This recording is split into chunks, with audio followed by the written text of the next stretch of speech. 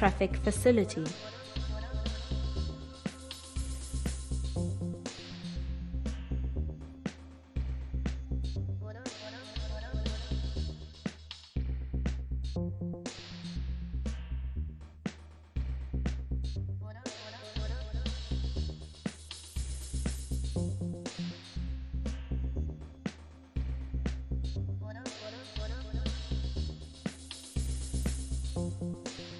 Channel development.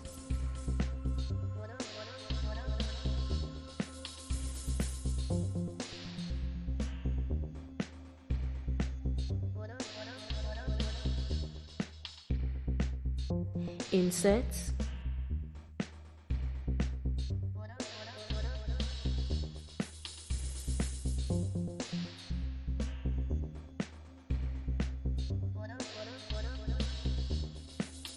Adverts.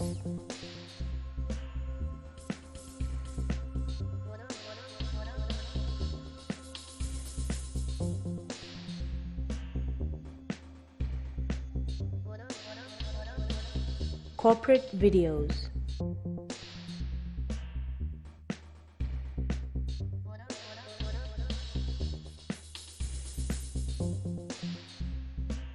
Training videos.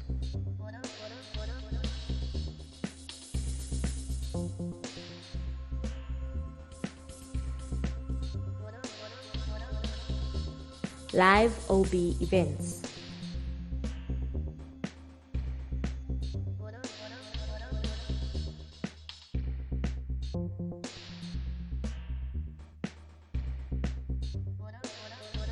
Live studio.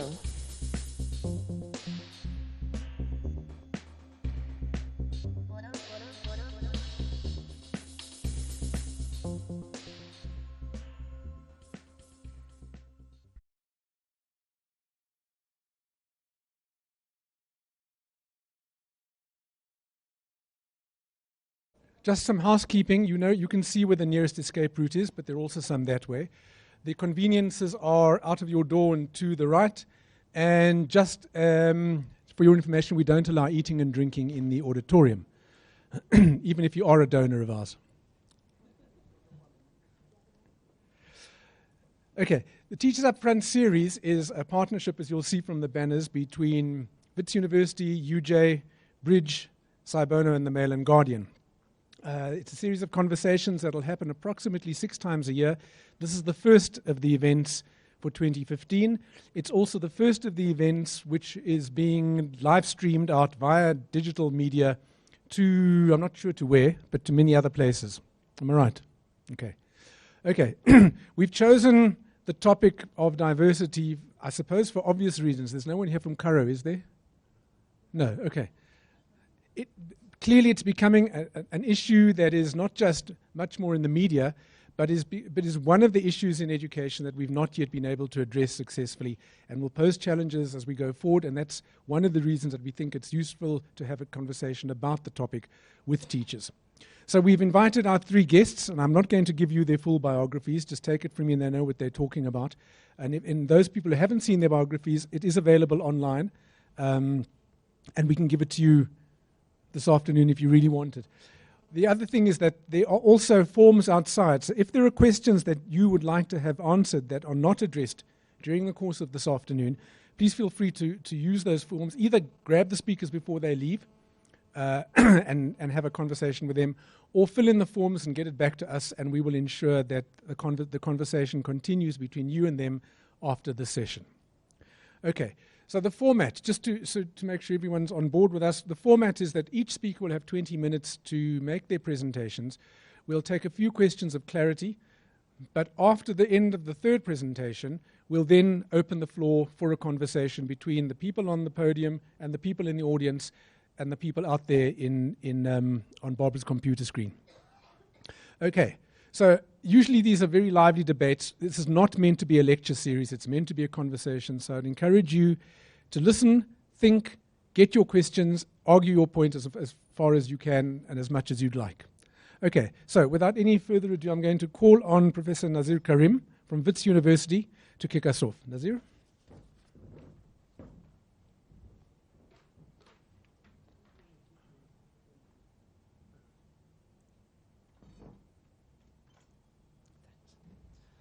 Good afternoon, everybody. It really is a pleasure and a privilege to be here, largely because I think that the issue that we're trying to address today is clearly one that is not only of local but of international importance. And the one thing that I really want to start off doing is to indicate to you that what we are talking about in terms of diversity has got a particular understanding that is developed historically, and whether we like it or not, we seem to have fallen prey to the way in which this discussion and the way in which these debates get to be framed. And as I continue, I hope I'm going to indicate to you why it is unhelpful. So we've billed this conversation as diversity in classrooms. And what I'm going to start off arguing is that it is much more useful to be talking about difference in cultural relations.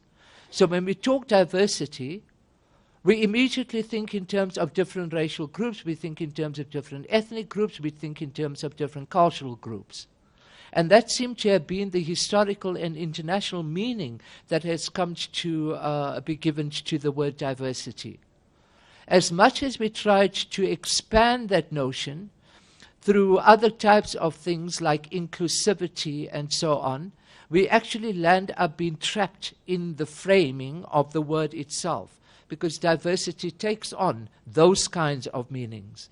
Within South Africa, it speaks directly to our apartheid past and the reason for us to overcome the kind of inequalities and racial segregation that was put into place under apartheid. So diversity then speaks to us in that kind of way. However, today we are at least 20 years in a post-apartheid society. We are now a democratic society, and diversity clearly means going beyond just talking about race, and it clearly means going beyond talking about culture and ethnicity. So when we look at people, the question that you ought to be asking yourself is, what are you seeing? Are you only seeing a Muslim? Are you only seeing a Christian? Are you only seeing a white person? Or are you only seeing a black person? What are you actually seeing? Are you only seeing a Zulu? Are you only seeing a Xhosa? What are you actually seeing when you see people? Now, what's also important about that, and we need to be careful about this, is that the minute you start labeling people in that way, you reduce their entire beings to that label. So if she is blonde, blue-eyed, and white in front of me, that is all that she is, and I reduce her entire being to being blonde, blue-eyed, and white. The fact that she may be a lesbian, the fact that she may be a single mother, the fact that she may be disabled, the fact that she may be coming from an abused household, are things that are of little importance. And therein is the problem with sticking to a very now old-fashioned notion of diversity. As a result of which, I think it is far more useful for us to be talking about, difference in a much more wider way, and which also speaks to a postmodern condition which is influenced significantly by a network society. What do we mean by that? And I think we need to have a bit of clarity on this. You need to bear with me, because I do think that although this sounds very theoretical, they have got very, very direct implications for pedagogical practices in the classroom. But we need to be clear about what we're talking about, and therefore, bear with me, I would need to take you through these initial steps so that we clear these things conceptually. When we're talking about a postmodern campaign today, as is demonstrated by this presentation itself, which has been broadcast, using all kinds of multimedia in order to do so, speaks to that postmodern condition. When in your entire existence did you go to a presentation where people were tweeting each other and sending messages through Facebook? When did you go through presentations where presentations were actually being broadcast, video recorded and broadcast at the same time? All of this is being made possible by the kind of information communications technologies that we have. And that is one of the most important characteristics of this current condition. Economically, we see it in terms of a global economy. Politically, what we see in are differences that are beginning to increase across the board. Look at every single social movement, and you'll see the ways in which they're fracturing. And I'll talk about two, just for example's sake. If you look at an anti-racist movement globally, gone are the days when you can homogenize and talk about all black people as if they're the same. Trust me, Zuma is not the same as Malema, and neither are the two of them the same as the rest of us in the country. So the homogenizing all people as if all black people are the same, frankly, and to put it crudely, is counterfactual. It doesn't speak to the truth. Gone are the days when you can easily claim a sisterhood amongst all women in the world. Okay? There are women that would want to walk around in their hijabs, and there are others who would rather die than to be seen under veils. So whether you're looking at any social movement, you can take your pick, from gay and lesbian movements to disability movements to anti-racist movements to feminist movements, you can take your pick. Differences have impacted on them and have fragmented, the kind of solidarities that we saw characterizing them in the past. Which means what? That today we are dealing with difference on almost every front. Defining yourself today is by no means an easy thing to be doing, because you need to work with the multiplicities of things that are within yourself, and that comes to the next point. What we're seeing then is not just differences that are now that is the point that I think you need to hold on to. Look at yourself and ask yourself the question, who am I? And if you come up with a singular answer, trust me, you're living in some cuckoo land, because you will not be able to define yourself as only one thing. You'll be a male, you'll be a black male, you'll be a father, you'll be a brother, you'll be a husband, you'll be a working class man, you'll be a heterosexual man, you'll be an able-bodied man. All of those identities are within yourself. Difference, therefore, is not only within groups, but indeed within the individual itself. So when we talk about difference then, and you can see why it's far more valuable, it takes us beyond the bipolarizations that we set up with diversity speak. It's black versus white, or it is multicultural, and we all get into this melting pot trying to make things look also hunky-dory and nice, which they're not.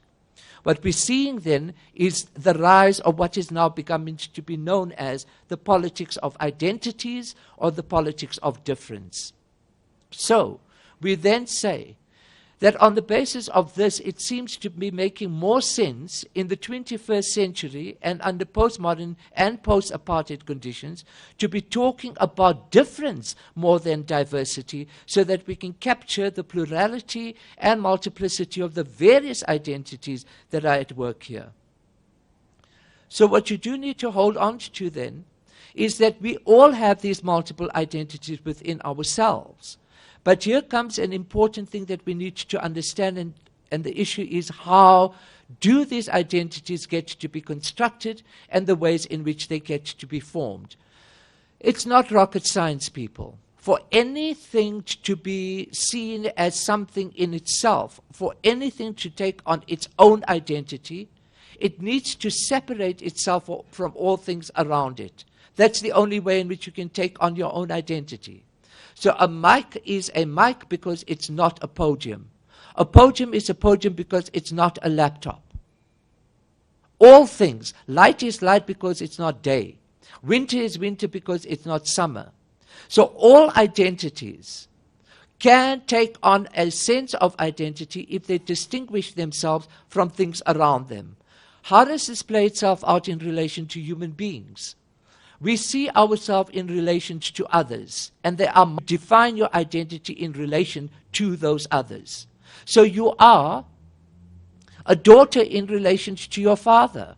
You are a wife in relation to your husband. You are a student in relation to your teacher, and the list can go on. And note again, all of those identities are within you. So I think gone are the days when you need to get, one so-called Indian person, one so-called colored person, one so-called black person, and one so-called white person to have diversity in the room. Frankly, look at yourself, talk to yourself in the mirror, and you'll see multiplicity in your face. And that is something that is of critical importance for teachers to understand, is that we are all carrying these multiplicities in ourselves. And when you look at your students in your classroom, you need to ask yourself the way in which you're fixing those people's identities in ways that are supposed to suit you.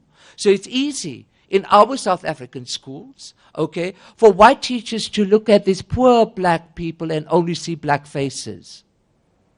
They don't see gender, they don't see religion, they don't see sexuality, they don't see the language, they don't see cultural systems, they don't see religious beliefs. And when you start unpacking it, suddenly, lo and behold, the blackness evaporates. Because you are more like me than I actually thought you were. Okay? And therein comes the critical lesson. Therein comes the critical lesson that we have, okay, from understanding why difference is so important pedagogically, because it gives teachers a way of seeing the complexity of the humanity that is within each of our learners in our classrooms. Whether we're talking of a grade 3 child, whether you're talking of a grade 6 child, a grade 12 child, or a student at university, all of them are human beings, and all of them carry the complexity of their humanities with them. And as teachers, we need to understand them in the fullness of their humanity, because after all, the purpose of education is to release the potential of all of us that we have as human beings. It's not just releasing the potential of black disadvantaged historical people, it's releasing the potential of all human beings in the complexity and in the multiple ways in which they exist. But this leads to a serious wake-up call for teachers. And I like the way in which these conversation series are billed as teachers up front. Because what happens when we deal with the politics of identities and politics of difference in classrooms is that it becomes not just teachers up front, it becomes very upfront, close and personal. Suddenly, the identity of the teachers are now also at stake. You can't just position yourself in relation to your learners anymore as this completely detached and only a teacher in front of your class. They want to know, where do you stand in relation to what happened in Parliament? They want to know, where do you stand in relation to the new South Africa? They want to know whether you would support them when when two boys want to go with each other to a matric dance. They want you to take a stand. And in other words, it calls on your own identity.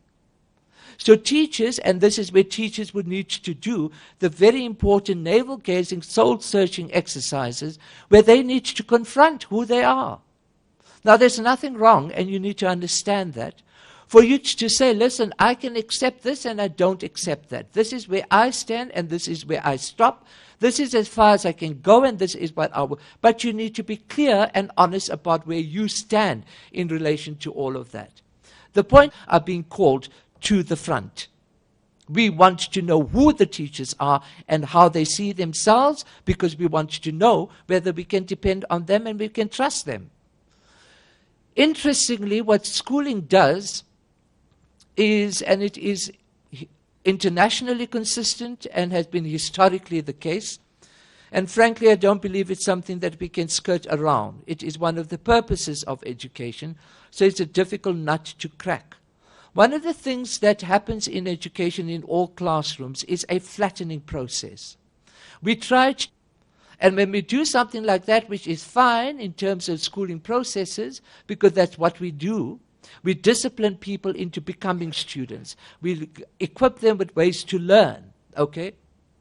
And as students, we treat them equally and give them equal opportunities.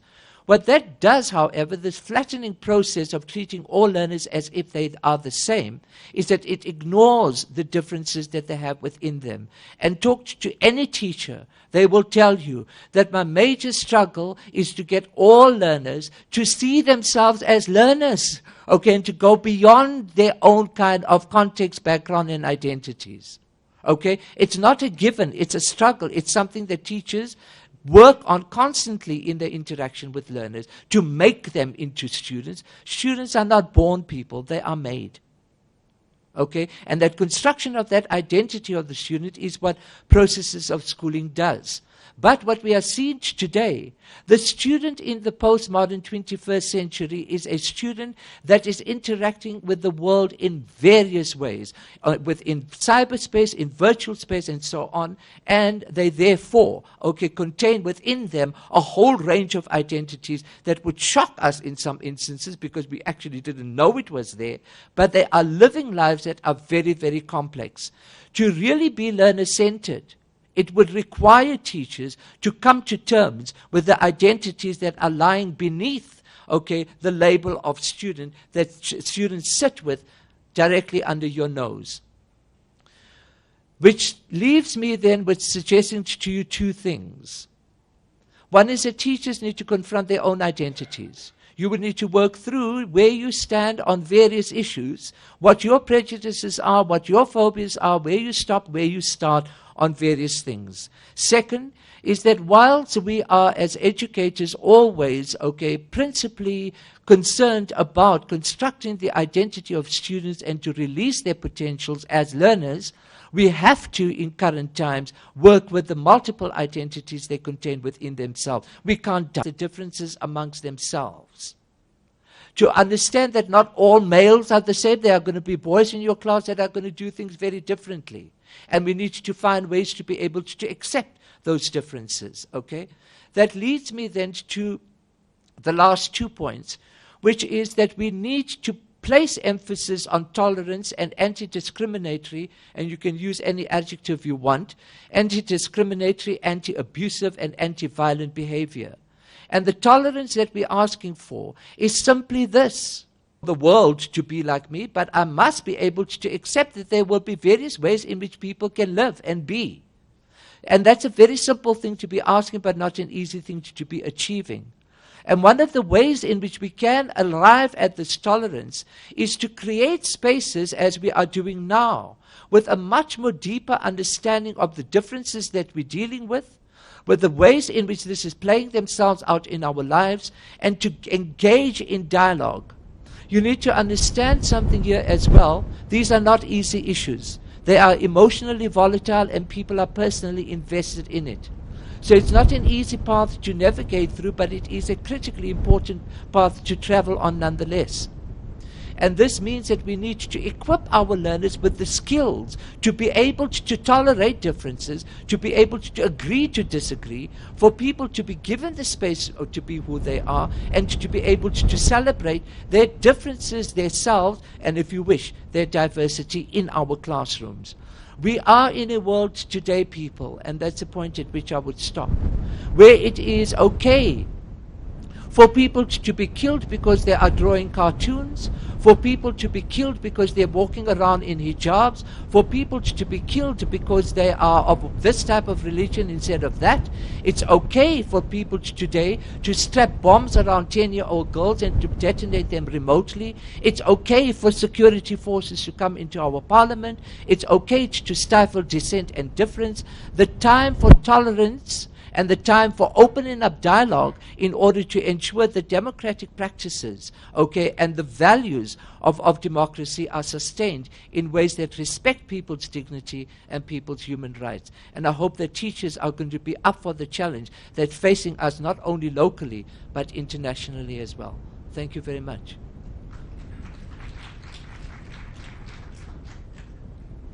Thank you, Nazir. It's a very, very thought-provoking presentation. And I think it creates a really nice context for the conversation to continue from here. Next up, we have Carmen Adams-Hoffman, a colleague of mine at Cybono, who's going to talk about diversity in the classroom, or difference in the classroom, I suppose we should say, Nazir.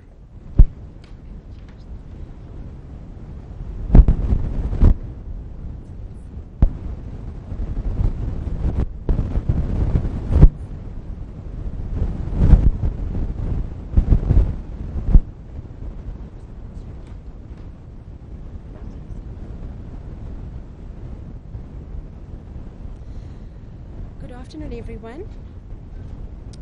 I'm so glad Nazir went first, and it is just so good that that's our starting point. I'm going to continue the conversation now, and I want to start just by sharing this personal view with you.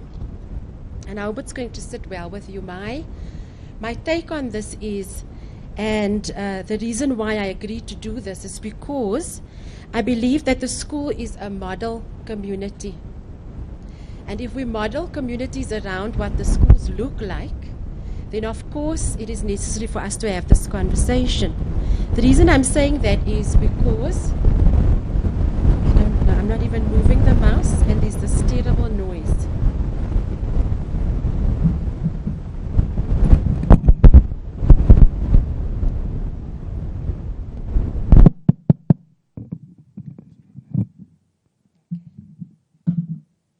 Thank you, David.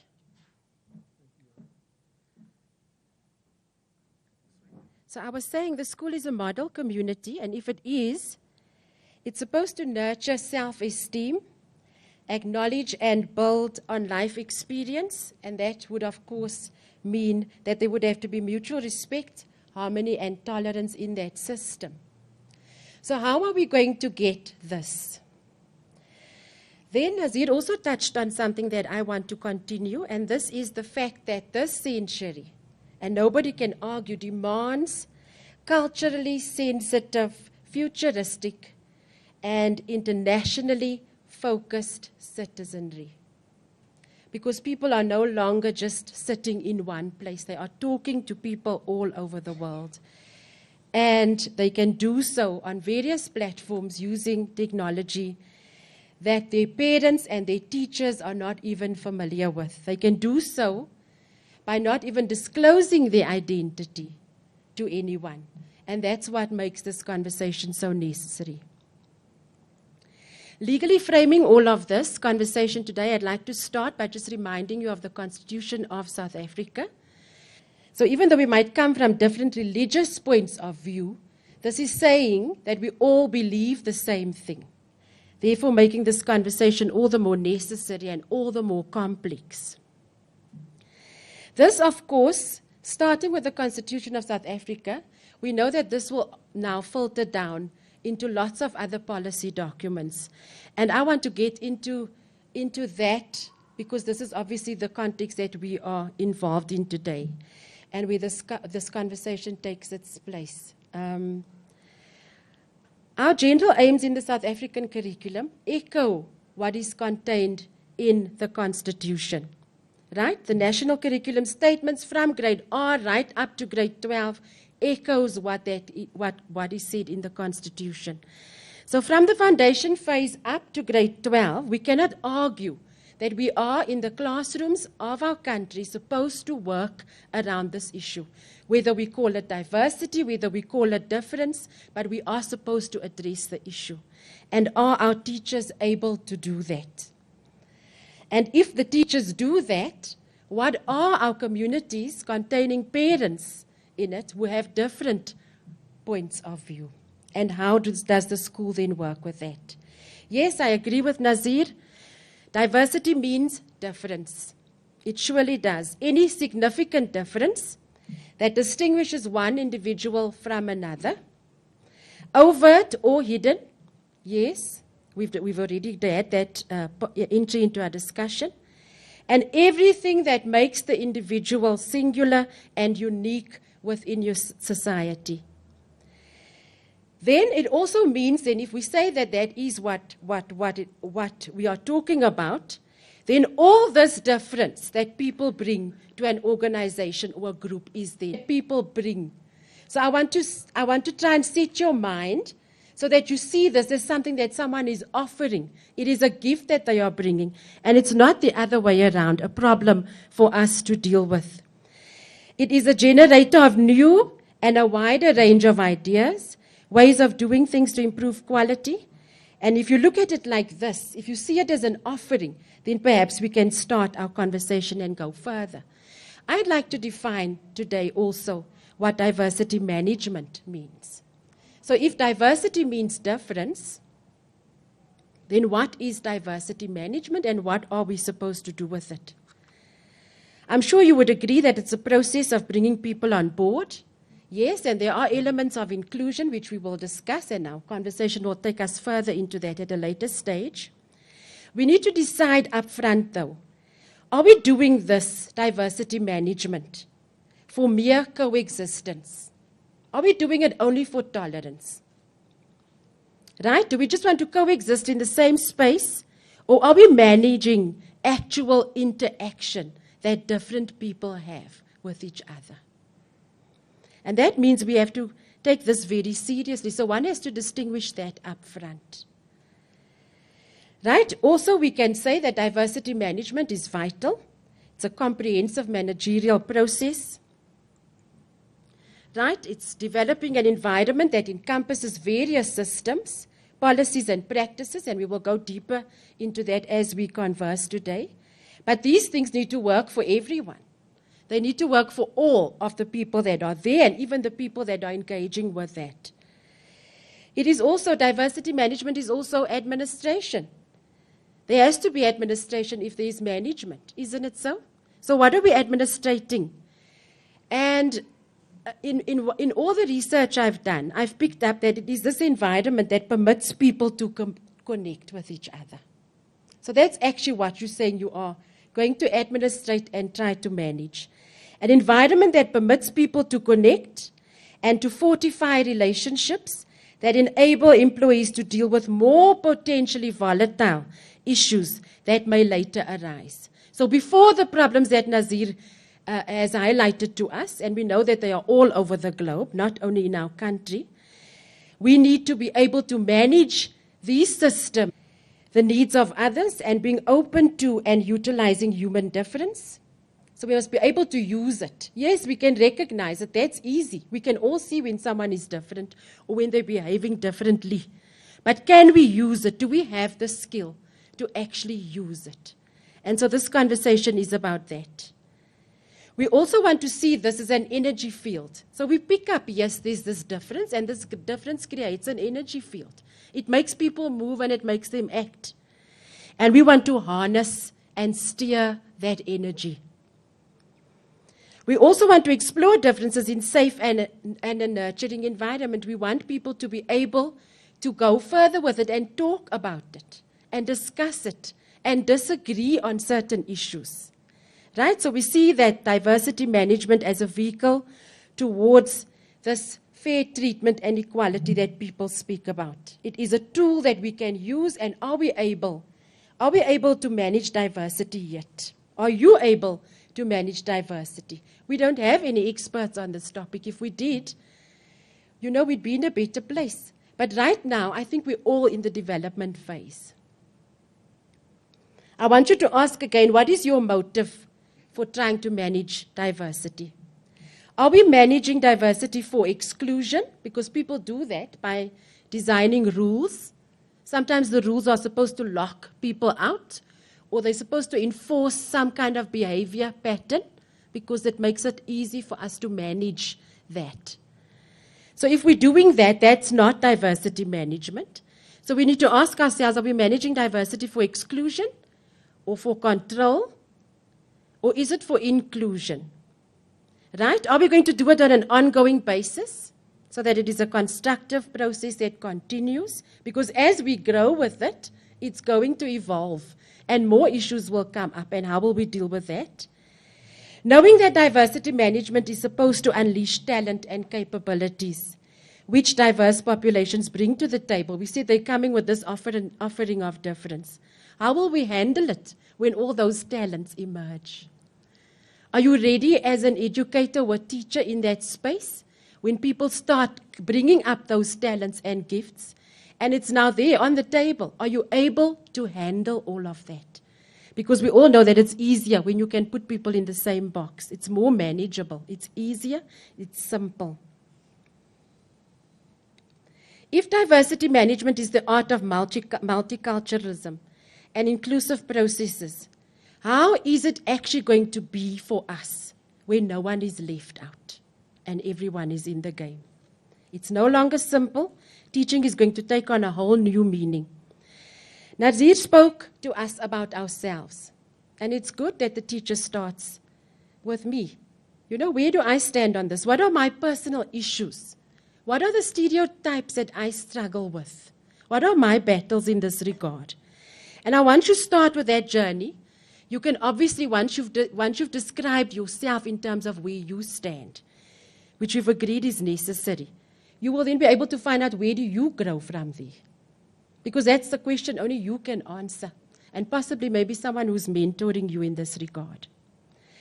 So I wanted to start just by saying to you that this is an opportunity, yes, but the opportunity, the first one that arises is the one for you want to develop leadership attributes, especially in the field of education. Also, there is a large opportunity for teachers to help to extend networks in this regard. Networks that stretch out, where partnerships and collaborations can be formed, but on a community level, of course, and then growing it up from there. Further opportunities exist for teachers to gain new language. So language acquisition is key. You will have to learn also, of course, how to use this new language and find new ways of communicating, because you're going to be working in this space with all these different people. This also gives you the chance to create ideal learning spaces. And who wouldn't like to be an innovator in that regard? Of course, teachers are right there, up front in that space. And wouldn't you like to be the teacher able to design spaces that have got peers developing values together, accepting and managing their own spaces of learning together? I'd like to read something for you. This comes from the Benefits of Diversity in Education for Democratic Citizenship. Sociologist Koser, 1975, emphasizes that complex social structures are social situations that are not familiar to us and often quite discrepant with our past lives. Complex social structures are composed of many rather than a few people who have different, often and even contradictory expectations of us. She argues that unfamiliarity, discrepancy, multiplicity, and potential conflict in the complex social structure require people to pay attention to the social situation and challenge them to think or act in new ways. People develop what Koser calls an outward orientation. She showed that people who function in complex social structures develop a deeper understanding of the social world and are better able to function as effective citizens. And we spoke about that. We are developing citizens, right? So there we have got some theoretic underpinning for what we are talking about. Once we get to the bottom of that, and we understand why it is necessary to manage diversity in the classroom, that needs to form the core of where we are at, the start. If you only get your learners to the point where you are able to be tolerant and they are tolerant, you have only started the journey. It is not enough to take them further. You need to focus on potential, and you need to be able to unlock that potential. And the secret of working in a diverse group of people is the fact that they will develop each other and unlock each other's potential if you create the space for that to happen. It is a central factor in enormous technological, social, and economic changes, and intercultural contact is increasing. We've already established that with our social media. There is a big risk, and this is one of the main reasons why we also have to manage diversity in the classroom. Because there is a risk for the school and the government department. You could be vicariously liable for acts of your employees or of your learners. Right? Because what happens is now everybody knows the name of the school or the university or the place where these things happen. And that stigma is going to be carried with that institution as a place that has got this problem. And it lasts, eh? It also costs lots of resources to try and turn that around. So, what we are saying is, for the sake of preventing the problems, be proactive. Be proactive, and I know that's why we are happy to have the teachers here that are here. We are now looking at some of the key principles. These are obviously picked up over a wide range of reading material, which we will share with you afterwards. We cannot include all of it in the slides here. I picked up some work from Dr. He speaks about treating people fairly, and this may mean that when you treat people fairly, you actually get to treat them differently, and that's okay. And then she speaks about practicing inclusion and not exclusion in all forms of communication. And that's something I thought all three of those were doable and very interesting. Then, of course, we have the usual principles, things that we know. We know that we need to be accountable and that we need leadership that's committed. And they need, obviously, to develop strategic plans for this. So if you're here, you're a teacher just in isolation, well, I have news for you. You're going to have to bring leadership on board. Because it's going to be fine if you can do this in one classroom. But you know, it's not going to be enough, and the learners have to spill out and also have to engage with others around them. So one classroom on its own is simply not going to work. You also have to link this to performance, and this is a difficult issue for teachers and teacher unions and also for management to deal with. But diversity management has got to be performance managed if you're going to get any results from it. And, of course, you want to be able to measure this. You want to measure the improvement or measure if things are going in the wrong direction so that you can pick up why. So monitoring is key. And then, of course, we have to understand the legal consequences of discrimination. We have to educate and advocate. And we have to make sure that we have committed human resources. So we have to apply resources to the development of the people involved with this. There are various values involved. I'm sure I don't have to mention those. We all have got a notion of what values means and what our personal values are, and perhaps even of our institutions and the organizations we come from. But I wanted to touch on the issue of what drives you. And that also makes you different. And nobody will know what drives you until you share it. Sometimes you're not even aware of it. I want you for this purpose to do some research on yourself. There is a website, www.scarfsolutions.com, where you can do a little assessment and find out what drives you. Is it status, relatedness, certainty, fairness, or autonomy? That's all. You pick one from there. The assessment will definitely show you some results. And you know, it doesn't mean because I know what I'm passionate about and what drives me, that I must end up getting my way. Because that's the other thing, is about teaching people, yes, this drives you, but that drives somebody else. And how do you get everybody to get what they're looking for from a situation? Teachers also need to learn, if they figure out what drives them and what drives their learners in their class, that there will never be two people, you know, that will be identical in any regard. So if you come up with ways of rewarding teachers and learners, you've got to have a variety of things. You cannot stick to the same gold star thing, or the putting someone on a podium and everybody's going to clap hands for them. That doesn't work for everyone.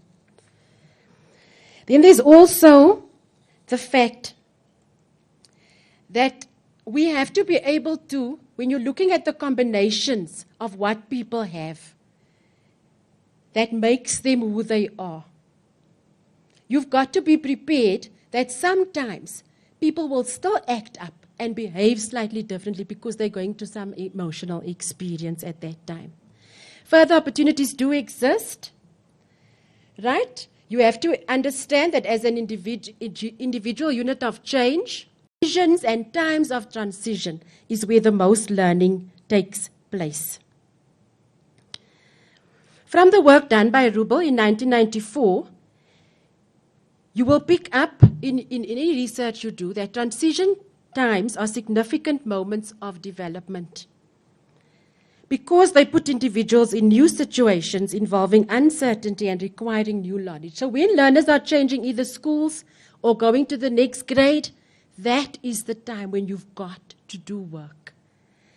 That is the time when they are going to face things that are more interesting, and it's an ideal opportunity for you to be able to support them through that process.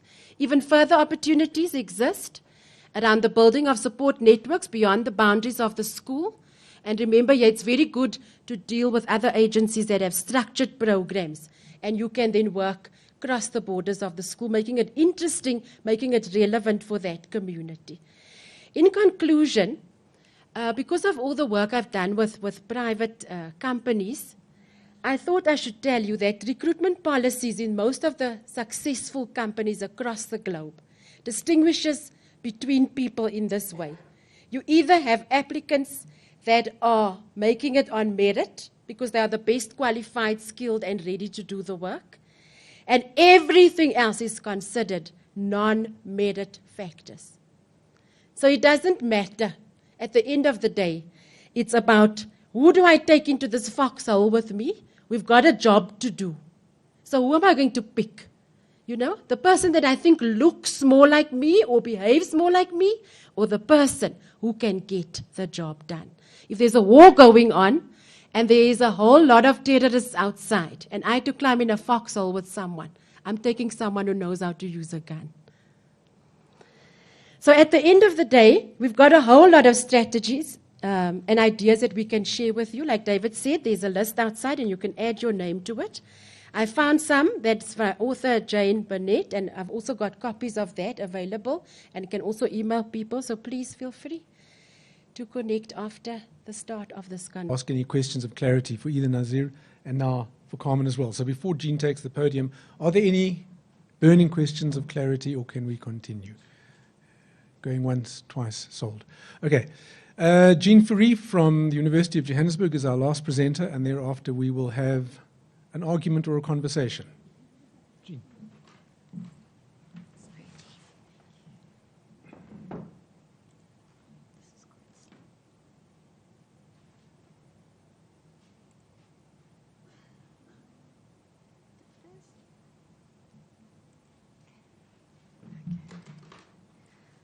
Right. Good afternoon, everyone. I'm the last speaker, but I'm going to try and take this conversation to a much more practical level. I'm Jean Fourie. I'm from the University of Johannesburg, and I'm an educational psychologist. So I tend to be focused on the individual and focused on people who have problems. That's what I do for a living, and that's where I'm going to try and steer this conversation.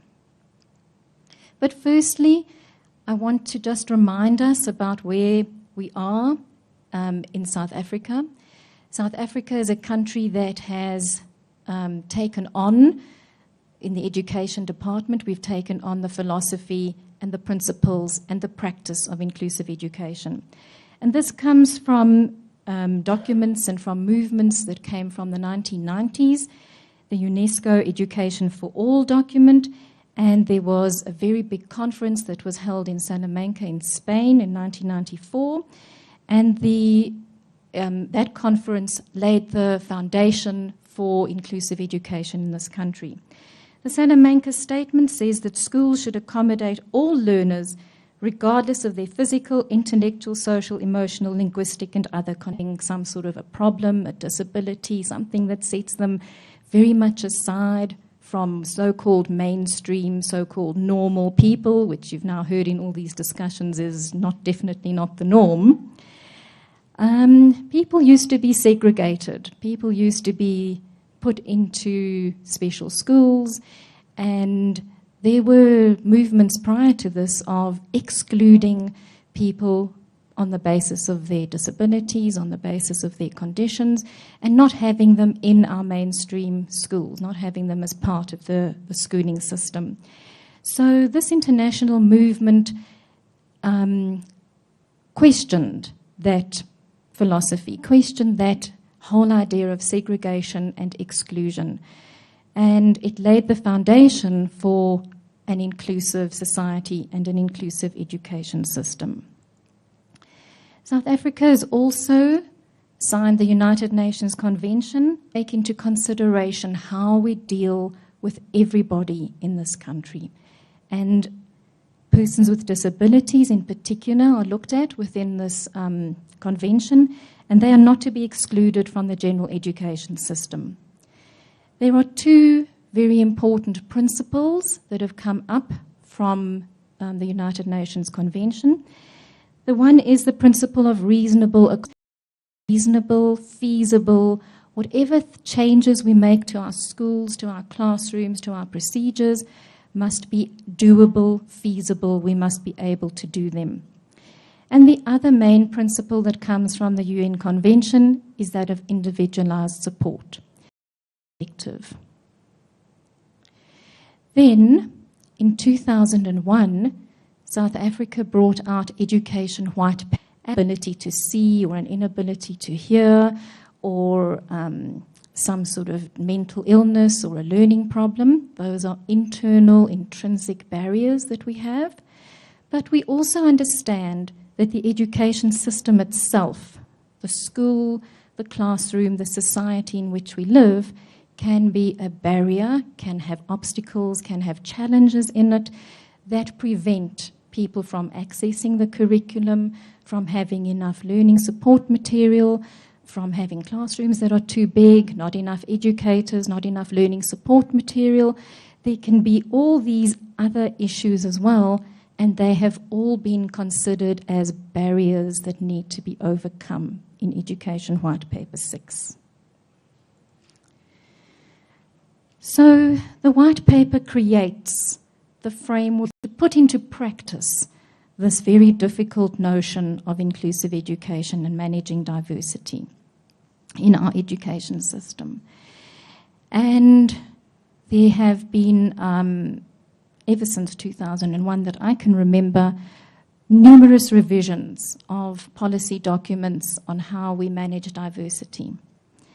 What has happened recently, and that's why I'd like to put it into this talk, is that on the 19th of December, there was a gazette about a policy called the SIAS, which stands for Screening, Identification, Assessment and Support, to manage children who have some sort of diversity, some sort of special need within the classroom and the school. So the SIAS is a policy document that provides the framework. Document, you can get it on you will find this particular document called the SIAS. Okay, so I want to quickly go through each of the stages, each of the sections. Screening implies that there will be early intervention. We all know that the quicker one picks up a problem that a child has and one provides some support, and so at each of the phases, as they transit from one phase into the next phase, schools are encouraged to determine what are the support needs that these children might be needing. The document is also, any support needs that people pick up should also be recorded on the learner profile, and it goes into the tracking system that the department uses, where they keep track of problems that children have. So it's a way to manage support needs from the time that the child enters their schooling to the time that they leave. So it will be continual. And the important thing for teachers to understand is that it happen for all children, particularly in grade R or grade 1 when they enter schooling. However, the rest of the document is not for all children. It will only be for those that have been then identified as having a need where they require additional support. So we all know that there are mainstream schools and that there are special needs schools, and there are now these new full-service schools that have been put in place. Screening should happen at all schools, regardless of whether they are mainstream, special need or full-service schools. So all schools should have a process in place where they are having a baseline assessment of the learner's potential, of their difficulties, of their assets as well as their deficits. So the next phase is identification and assessment, and this is where Once a screening process has happened, the teacher a modified curriculum, they need assessments to be adapted. It will be learners that require some sort of additional support and management within our classrooms. And the process of identification and assessment provides a focus, and it gives us evidence. We are now moving into an era of evidence-based teaching, if we know where we started from. So the process of identifying and assessment is to get that baseline so that we know what the learner can do, what are the problems they're having, so that we can eventually assess and see whether our support, remediation, intervention, whatever we've done to help them, whether it has actually helped. Okay, so the last phase in the CS is providing support. Support is one of these huge, a pace of work, all sorts of different things could be construed as support. The important thing to remember about support is that it must be tailor-made. It must be appropriate for the needs of the child. So the teacher who's identified that there's a child in her class who has a problem, who requires some sort of modification to the curriculum or some sort of attention, will collaborate with the SBST, which is the school-based support team, and they will work out a plan, an action plan, a program, something that needs to be done for this child. It can be as simple as referring the child to an optometrist for an eye test, and it can be as complex as putting together a whole plan for the child's lifetime, schooling lifetime, if you know that they're going to need the support, very specialized support for their whole schooling. What also is happening now with the CS document is that it is giving us the platform for schools to be accountable for providing everyone with quality education. And this document will now allow schools and the education system to track exactly what quality is being provided in our schools. So the guiding principle behind the way that inclusive education is envisaged to function on the ground is that we will bring support to the child rather than take the child to the support. Previously, when a teacher started this process and she identified a child in her class as having a problem, she would go through a process, or the school would go through a process of referring the child out of that school to a special school, either on a temporary basis or for the rest of the child's schooling. The process now is that the child remains in the school, the teacher needs to put support in place in her classroom, and she needs to be accountable. She needs to be able to say exactly what she has done, and there needs to be evidence for this, and there are, as usual, I think Carmen mentioned that when we manage things, we need to have admin and we need to have paperwork, and there are forms that we have to show that we have evidence for having provided support to this particular child, and what we've done. We need to have action plans. So instead of the child moving out of your classroom, the support will now be coming to the classroom. And it comes to the classroom in various ways. There's provision made for schools, for instance, if they're full-service schools, to have therapists, to have remedial teachers, occupational therapists, speech therapists in the schools who come in to help the teachers and to support the learners. So the funding as well, because most things are reliant on what happens with the money in the background, the funding will also be provided to these schools if they have gone through the process of identifying these learners and going and assessing them and saying what their support needs are. So the policy now provides us with different levels of support. We are providing different levels of support within the education system. And the levels of support have been rated. Then they would need minimum frequency intervention, maybe once a week, to cope with that particular child. However, it still needs to be recorded and evidence must be kept. If, after screening and identifying and assessing the child, we find that the learner needs medium levels of support, then the services are very actively the different types of assessment that the child needs. There might be specialized learning, teaching, and support material, and there might be specialized assistive devices that the child needs in order to access the curriculum and to learn. This medium level of support will also generally happen within the school. However, there will be additional budget for this. If, after identifying and assessing the child as having high levels of support, then with different kinds of material. And this is generally where the special needs schools fall.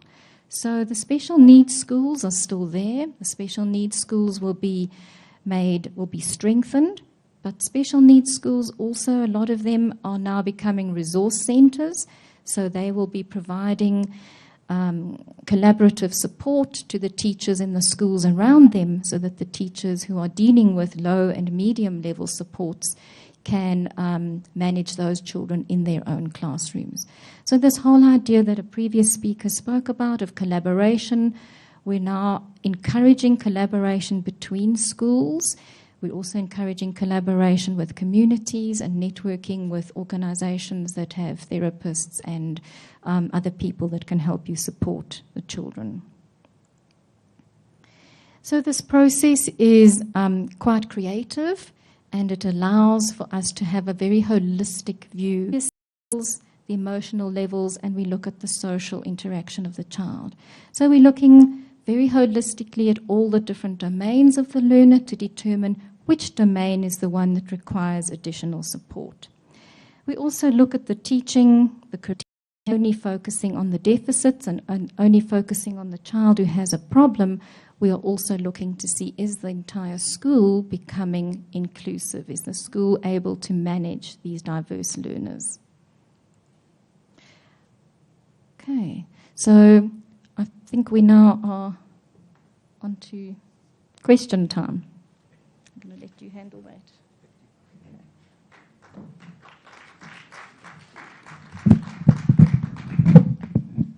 Thank you, Jean. Right, we now are going to start the discussion, and I'm going to invite you to apply your minds and your mouths to the conversation.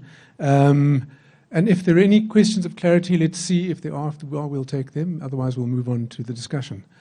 Right. Can I ask for some mics for our presenters, please? Right. Can I call for some questions from the audience? We'll take them in order: number 1, number 2, number 3. Number 4, and number 5, and number 6, and number 7, and we'll stop there, and we'll come back to the rest. Okay, gentleman in front, you're number 1. Evening, everyone. My name is Wiskin Gobeni. I'm from St. Stephen's College. I'm an intern teacher there. My question is, most of the time you get that in a classroom, you have learners who are different. But the problem is you spend little time with the children, so you are not able to learn their identity.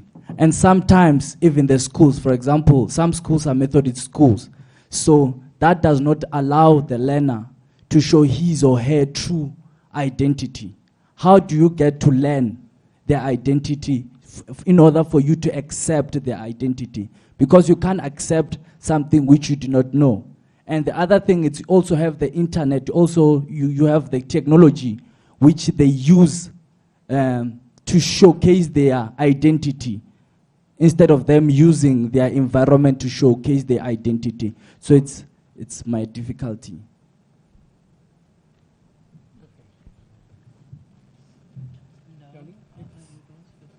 Okay, well, I think we'll take 2 or 3 questions and then we'll turn it over to you guys if that's okay. Hello, my name is Tsepo, and I represent the Anglo-American Chairman's Fund.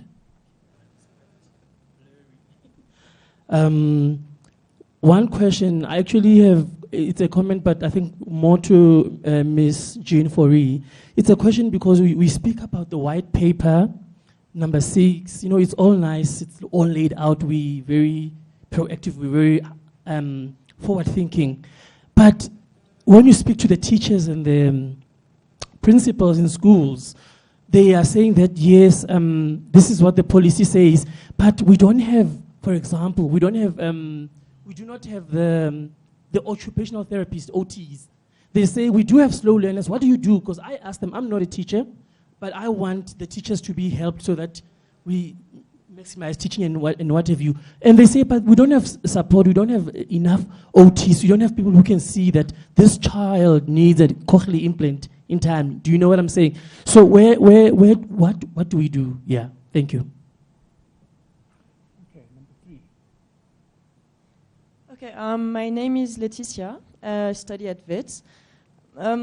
I don't know if it's a question or a statement that I have, but the idea of difference and diversity is very important to me at the moment, because I was in France during the terrorist attacks in January. And since then, I've seen a lot of papers written about how much we must remind the values, the Republican values to children. And everybody must all of a sudden become French and white and Catholic. And that's a big problem for me, because to me that's the reason why we had terrorist attacks. So, and I think it's quite interesting to see the difference between how France and South Africa handle the issue of diversity and difference. And I don't know if France is going the right way. I think they are creating more issues.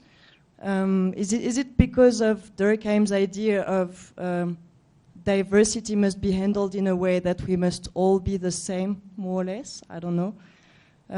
It's a big issue for me at the moment, especially in education, because that's where we start the new regulations. Okay, let's take those 3 questions while the microphone moves to the back for the other questions. Can I turn it over to you? Nazir, do you want to start? All right, I think I'll respond to the first and the last question. I think the second question was directed to Jean. The first question, I think you are working with a misconception of the way in which identities get to express themselves and the way in which you put it. How do I get to learn about people's identities? You don't. Okay, let me give you a simple example of the way in which this happens. So you are thinking of, oh, I need to have a time so I can go and learn about all of these people's different identities. I don't think that is what we're saying. You won't, not in classrooms or anywhere else, have the time to do that. Okay, so it's not only the constraints in a classroom, you won't be able to do that anywhere else. Now, here's an example that would show you the way in which difference comes through in a classroom, and you need to ask yourself as a teacher, what will I do with it? A foundation phase grade 3 teacher, I'm not sucking this out of my thumb, this is a research that I've done and published on it, and it's been written as well. She, as normally would be done at that level, set a composition for these grade 3 learners, and they had to write a composition on a day at the park. And she thought that she's going to get these standard kind of responses. Oh, we went to the park and we had a lot of fun and we played games. Or we went to the park and we had a picnic and the whole family were together and we had fun and it was so nice. And that's what she was expecting. Until, and I'm not exaggerating, she read the composition of a homeless child who described a park as a safe place to sleep at night without harassment from the police. She was horrified. One is that the first time that she actually realized that this was a homeless child. Second, she was completely shocked at that age, the kind of level of experience this child was having. So what did she do? She made this child read this composition out to the entire class. And it raised the level of that grade 3 learners' awareness of themselves, of others, of different ways of living, and the differences that existed in the classroom. She didn't tell that child, oh, don't bring that township kind of, thing into my class. She didn't tell the French, if you want to be in France, you become French. She said, let's listen to this experience and see what we can benefit from that. Okay, and all of the learners in that class actually benefited from it. They all found that their relations with each other increased and bettered, and they had a deeper, appreciation and respect for others. And that's the way in which I would encourage you to see this. What do you do when you ask for learners to perform particular tasks? Are you expecting them to fill in the missing blank word in the sentence and everybody writes the same thing? Or are you going to encourage debate, critical thinking, and discussion and dialogue amongst them? What are you going to do? Ask them a question like, what does it mean to be a boy? And you'll be shocked. Okay, so those are the ways in which it can play itself out, and I think you're seeing it in a kind of different way. You're expecting, I must go and learn people's differences. It doesn't work in that way anywhere. These things come up in moments, and the question is, how do you understand it? What do you do with it, and how are you going to deal with it? Okay. Letitia, your question is a profoundly important one. Okay, now I don't want to go into too much on this because it is really something that could polarize people, and one needs to handle this carefully and sensitively. I don't agree with the French approach. Clearly, what they're doing, and it's telling. They literally have gone back, and it's fundamentalism of a different sort. So as much as they're claiming that the Islamicists are being fundamentalist and everybody else is, they've been equally fundamentalist, and they're going back to what? To liberty, equality, and fraternity, the beginnings of the Republic. Okay? Now that isn't coming to terms with the kind of postmodern 21st century, difference politics that we're dealing with, and there for me is where the problem actually starts. And I think you've expressed it absolutely aptly. Okay? Is that indeed the attempt is you either become like us or we don't accept you. Now that is by far, the worst understanding of tolerance or working with difference. It's really an assimilationist approach. And they're actually going backwards rather than forwards. So clearly what we are saying here is that I'm stating that I don't agree with the French approach. I find it fundamentalist and archaic in the extreme. And I don't find it helpful at all. Having said that, the values that they are portraying are important ones. I don't think any of us, in our rational minds would disagree with equality, with fraternity, or with liberty. We would all want that those are democratic values. But the way in which it cannot be only on my terms. It would need to be seen in the complexity of the meanings that it has for different people, and we need to have honest dialogues about it. You can't just impose it, and we're not there, and it's a terribly polarized and violent situation at the moment that's not making dialogue easy. But we need to overcome that to be able to get into spaces where we can talk about it and debate and get richer understandings of these concepts for ourselves. I hope that helps. Okay, so with regards to the question of Education White Paper 6, which has been around since 2001, so it's quite a long time, yes, we are having major difficulties with the implementation of these legislations and policies and frameworks on the ground. And that is always one of the big problems that we have, is how do we put these things in place in the classroom? How do we put these things in place in the school? It's all very well to have wonderful ideals, which we do have, but putting it into practice, having enough therapists in the class to support the learners, having enough resources, simple things like having a teacher aide, having someone in the classroom who helps the teacher, looking at teacher-pupil ratios in schools. These are all issues that are impeding the implementation of our goals of inclusive education and managing all diversity within the classroom.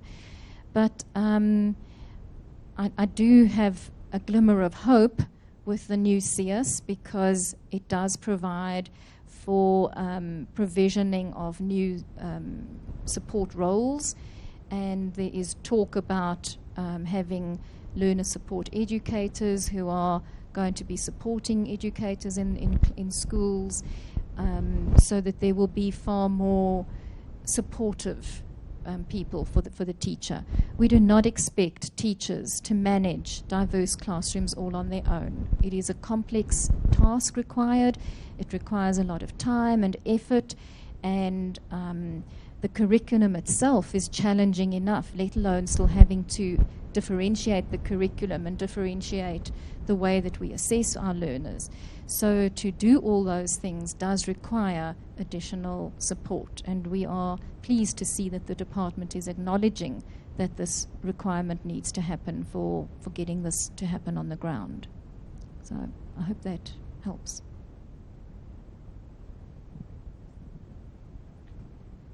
Okay, can we take the next one? Number 4, I think, was up there somewhere. Okay. My name is Rebecca Sidro, and I can say I'm a township school survivor. And I have a concern about the White Paper 6 and the CIAS policy. Perhaps I'll be reiterating what's already been said, but coming from a kind of school like that, it kind of concerns me with privilege in South Africa, or a case of privilege in the country, and how most policies tend to benefit a certain class of people instead of the other class of people. And the kind of work that needs to be done and the research that needs to be done, I feel as if a policy that it's flawless, it's very beautiful policy, and the fact that there's a conference that has invited teachers it's an exceptional thing. So the steps are there. However, the materialization of it might take a few decades to materialize in the lower communities. So I would feel as if there would need to be more research done on that to tailor make the policy for schools that are still struggling to have ceilings and better sanitary facilities. Thank you. Thank you. I think the next person was in the same area. Yeah, there we are. Hi, my name is Josh Elder. I represent Pioneer Academies. And one of the questions that I have, going back to the very beginning, the statement about trying to get our learners to understand they don't need to be who other learners are, but they need to accept them. And that equipping learners to acknowledge the differences. And so from our standpoint, being a new school, which is a great luxury that there's no prior history to really have to fight discrimination and other issues around diversity. But the flip side to that, they're coming from very diverse backgrounds. And for some of our learners, it's the first time that they're actually experiencing learners that are very different from them. So I was wondering just to get some practical steps of how to begin this journey to really have our students embody that statement of they don't need to be who their friends are, who the other students are, but they need to accept them. And how can we go about just starting that journey and beginning that at our school? My question, hello, sorry, I'm Shannon Bishop. I'm also from Pioneer Academies. My question links with the previous speaker's question as well as Tsepo in the front there. As teachers, we are educators. What happens if we misdiagnose or if we incorrectly create a scenario around our students when it comes to issues of learning and disabilities? I think that's a big thing to consider.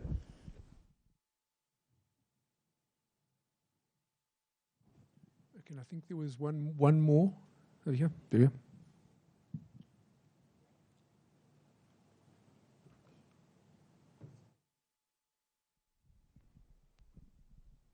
Afternoon, colleagues. Sorry, last time I spoke about something similar, and I'm just going to carry on speaking about the same thing. So sorry if I bore you.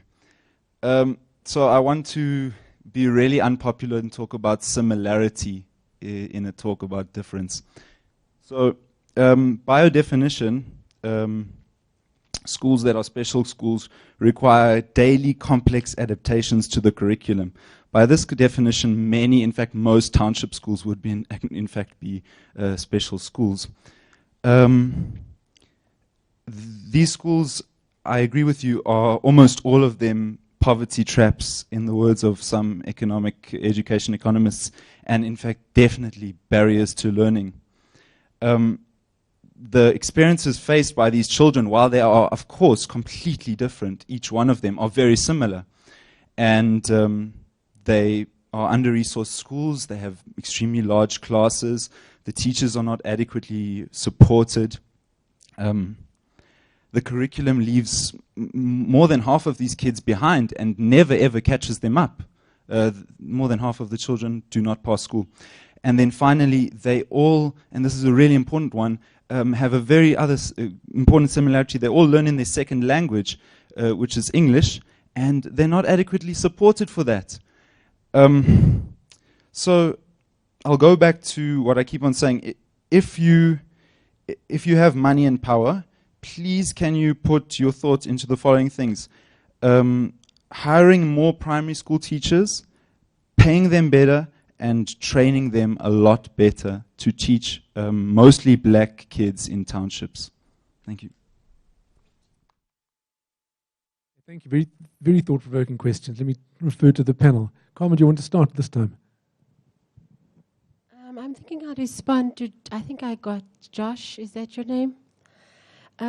Well, because it's a new school, I think it's the sooner you start, the better. So you're in the right place. David's in the room, so I'm going to go right out and offer you our support. We'll be able to send a team of people there that can help you. So we'll have to do a needs assessment on the school, starting with the staff. See where you are, what the gaps are, and actually profile the school in some way. So we'll have to do some data collection with you and then come up with a solution, which we are able to do.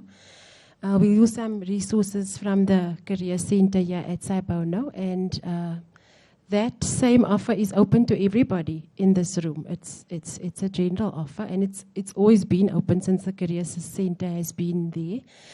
I might respond also, and this might help Jean out a little with some of the issues around the white paper. Yes, obviously teachers have to be careful around making that assessment. I would stay within the boundaries of my profession if I were you. That would be my professional advice to you. And rather always find someone to refer a case to.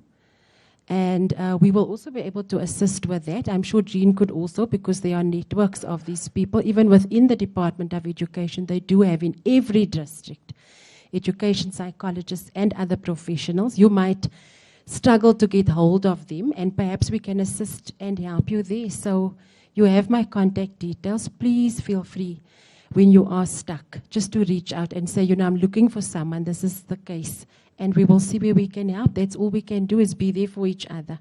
I don't know, I think Jean probably wants to add to that. Josh, are you covered? Thanks. Okay.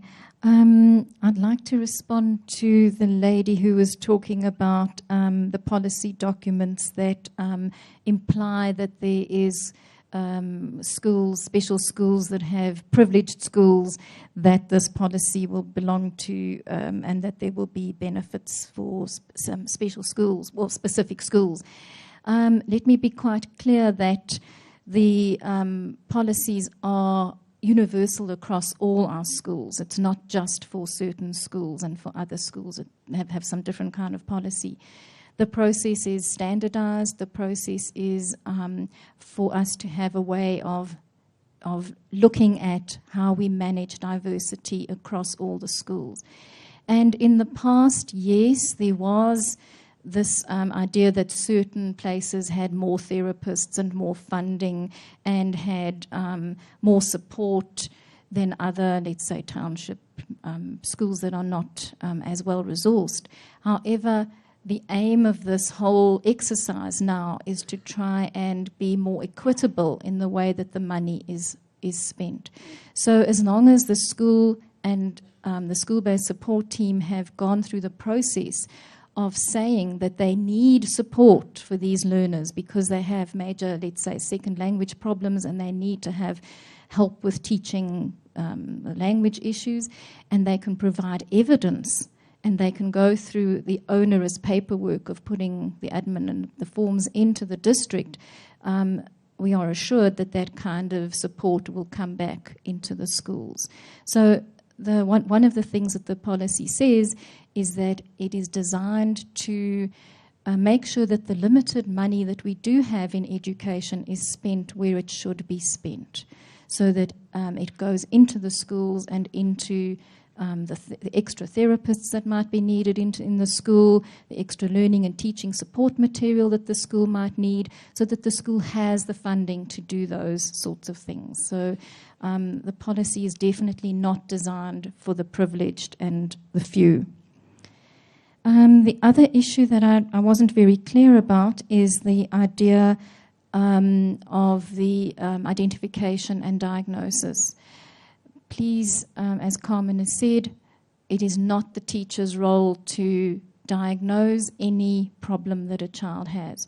Our responsibility as educators is, however, to be very observant, to see what children are doing in front of us, and to see if there are children who are struggling, and to screen. The screening process is definitely the teacher's role. After screening and the teacher has said she thinks there are children here who have some sort of problem, who are going to need additional help, then that case needs to be referred to somebody who can do a proper diagnosis. And the collaboration is not only with psychologists and educational psychologists, the collaboration is also with health professions, with optometrists, with people who can do audiology screenings, and there's a lot with regards to the health services department, for instance, social workers, feeding schemes, malnutrition, all those aspects would also be covered. So if you're able, please go and read the policy in its entirety. I'm going to start with that question. I heard you saying something quite different. And I think you're absolutely correct. Our country from 1994 right till the present is superb at generating policies. So we're really good, but in implementation we are really, really bad. So I think your point is right. Jonathan Jansen, who is the rector at Free State University, describes that in symbolic political symbolism. And this is another instance of it. So I think you're absolutely right. For schools that are without electricity, without any sewage system, without any basic sanitation, screening is a privilege. When you're screening people that are basically in need of remedial kind of assistance, it is a privilege. We have already got tons of data that indicates that teachers actually feel completely unable to be able to give support to people in their classroom because of not having the skills themselves. So I have serious doubts, and you can very technically try to separate screening from diagnosis, and oh no, the diagnosis will be done by the psychologists and the clinicians and all of it. I very seriously doubt whether teachers are going to be able to do the screening themselves. This is what I have in terms of data at the moment. ADD is in fashion at the moment, people, particularly in middle class schools. So if anything happens in your classroom, oh yeah, we're dealing with another ADD. Now that is in vogue, okay? Anything that happens, people get positioned in that way, and the dangers around that are there. So I'm in total agreement with what you're saying, but I do want to say something that I think is in support of what Jean is saying. The moment is now, my dear, to be able to make the government aware of the kind of support that we need in order to allow this policy to be implemented. And the fact that they're going to be having a conference on this actually is in our favor, so that we can highlight all of these things. How are teachers going to be trained to do the screening? How are you going to ensure that basic facilities are going to be met before we go to other things? And so on. So I think I would be in agreement from what I heard you saying. The second point that I wanted to make is with regards to the Pioneer Academy people. And I want to take you back to the 1980s, when email just came out, people, and we didn't have smartphones and the internet and all of it. And this is something that the National Geographic Society did. So if you, and I'm sharing it with you because you're asking, where do we start with the journey? What did National Geographic Society do? They linked people throughout children. Okay, and they range between the ages 5 to 7. They linked up children throughout the world using email, and they simply asked them to say, what are you doing today? And when the person from a completely war-stricken area in central Rwanda responded to that, to a person that was sitting in the cushy comforts of New York, read this, their worlds completely opened up in terms of understanding how different lives are being lived in different kind of contexts. And it's a simple task like that. Okay? Tell me what you do in your day today. Okay? Another simple exercise. Let's go around the room and tell me how you greet your parents at home. Okay, so there are simple things that really is just simply trying to capture the idea. And if you hold on to that, I think a whole range of things open up to you. It's the simple idea is how we do things differently. Let us hear about the ways in which you do the same thing differently. And that leads me to the last point, sir, and I really liked what you said. Okay, indeed, and that's the irony, and that is definitely from my experience in working in this area. The more we talk about difference, the more we hit similarities. That actually, you know what? We may be having, cereal for breakfast, and you may be having fruit for breakfast, but we're all having breakfast, isn't it? None of us don't wake up and not have anything. Now let's start talking about those people that go to bed and wake up every morning without any food. And it opens up these spaces, and you're absolutely right. Okay, whilst we may talk of differences, the irony, okay, is that we actually hit more points of similarity and commonality that allow us to link up with each other rather than separate with each other. And therein, and I think it's now become a maxim that's taken for granted. Okay, that's why we think diversity is strength. Okay, difference is strength. It doesn't weaken things, it builds things up. Because it actually shows us the various ways in which a single thing can actually be done. Okay, I see a hand up there. So number 1, 2, and 3. Okay, and 4. Is it your hand up? Okay, we have 4 questions. Let's start with you up there. Thank you, David. Mine is a comment more than a question. Dumi Diale from the University of Johannesburg. I just wanted to comment part of it, Jean and Carmen have touched on it in terms of the actual role of teachers in terms of identifying, screening, and I do agree with you that if teachers are not well trained, even the screening itself, it's a challenge. Because basically, if we go back to teachers now and say now we need to talk about SIAS, when they actually still are not sure what CAPS means, that's where we are at this stage. SIAS is more of a luxury to them. But also, I just want to put a challenge to us to say, let us go back to our resiliency that we have. What have we been doing that was working? Something was working. The fact that despite all the challenges that have been there in the townships, we have people in key positions, we have professionals who've come out of those systems. What is it that has been working? It was not everything that was bad. So for us to throw the baby with the bathwater doesn't help. Let us look at what is it that has been working that we can enhance better versus wanting to change everything else. That's one.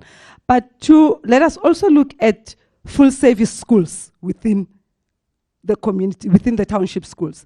Currently, there are full service schools that are operating within townships. And I have realized, working in Soweto, at the Soweto campus of UJ, that we have a service school in Rockville that actually schools around Rockville themselves don't know about that service school. And yet we have occupational therapists sitting there. We have all the social workers sitting there. We have all the specialists sitting there. So I think one of the key things that we need to go back in is how do we begin to map our communities? So community mapping should play a key role in understanding what are the resources that we have within communities that we can start using. Thank you.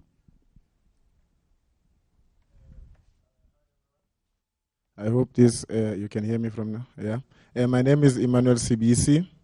I work at St. Stadia, and I'm also an intern there doing a B.Ed at UNISA currently. what I'm looking at is something maybe you just highlighted now in terms of, I think maybe we should also look at how do we support teachers in terms of, like, I heard when you were talking, Jean, you were talking about maybe we don't have to take this child out to a special school, but maybe there must be a social worker in the school so that may, for example, as Whiskey was saying earlier, that maybe he's struggling to identify the problems. That is not his job to screen and do that. But if maybe we can work in terms of finding how can we make these schools where there's totally no one to do that. I am a teacher there, and maybe I'm teaching, and I can kind of see who's struggling where and where. Where do I refer? Right here. You know, those ideas, they start to rise from there, that now you start to think that this child should maybe go to a different school. Because when I'm in the class, I only have 45 minutes or an hour to teach. I can't have time to say no. Maybe, for example, with the school we were talking about, maybe you say there is a social worker or all those kind of things. They can go out there, maybe during exams, they have this extra time. So what about in a classroom where I'm doing a class test? How do I accommodate a learner who is slow maybe in reading text or slow in writing? Do I have to design 2 class tests where I'll design one which will be slow for those who can take it slow, or do I have to design one for those who will be fast? And then in terms of supporting teachers, some of us, we go to teaching because we love, maybe, for example, I love math and I love teaching.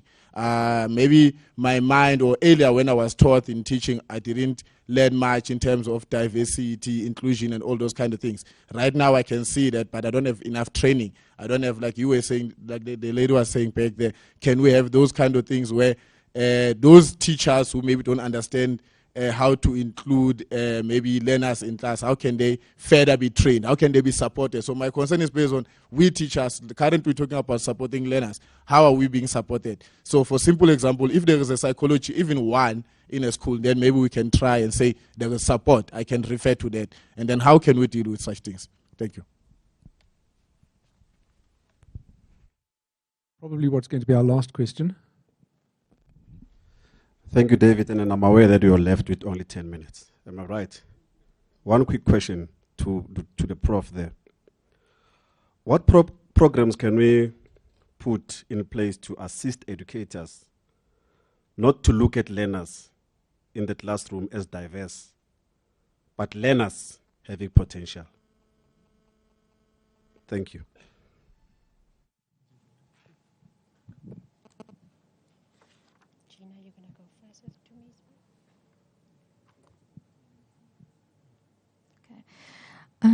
Okay, I'm going to just respond to the question from my colleague to me with regards to screening and mapping of the resources in our communities.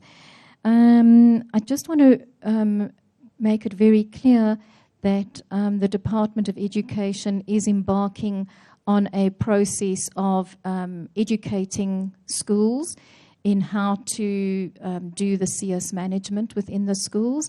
So please ensure that that sort of training is, that the teachers do attend those training sessions. And screening, for me, every single teacher, I've been teaching at the university now for 10 years, and every single class that I teach, there are teachers who will come to me and say, you know, I have this child in my class who can't read, can't see, has family problems, has this, has that. Those are all times when teachers are screening. Teachers are really good at looking at the children in their classes and seeing who's battling and who's not coping. They know this. You know it from the marks, you know it from the schoolwork you get, you know it from the way the child behaves. Teachers are really good at that. You're with the child, even if it's only for an hour a day for that class, you're with the child for a long time. Children spend more time at school than they spend at home. I've had cases where teachers have picked up that a child needs glasses and the parents haven't. So for me, I don't think that we need to focus that much on the screening problem. I think teachers are doing that automatically all the time while they're in class with their learners. And if you sit in any staff room, you'll hear teachers complaining about this child can't do that and that child can't do this. So I think we're pretty good at figuring out who the kids are who need help. And then the other question was with regards teachers' roles. I think that teachers need to sometimes be a little bit more proactive in the role that they take, and it's just a role of following up. If you've referred a child to have their eyes tested, follow up. Why is the child not wearing glasses? Why can they still not see the blackboard? So it's that kind of attention to detail that we're talking about with the teachers' roles. And yes, teachers do need support. And a lot of schools recognize this. That's why they have in-service training for teachers. And that's why the school-based support teams have been set up, because these are teams within the school that are more experienced teachers, teachers who have some sort of training, and teachers who can support other teachers. And also the cluster meetings that people go to. These are all places, and there's lots and lots of support for educators. You should never feel that you're alone and that you're just doing this on your own.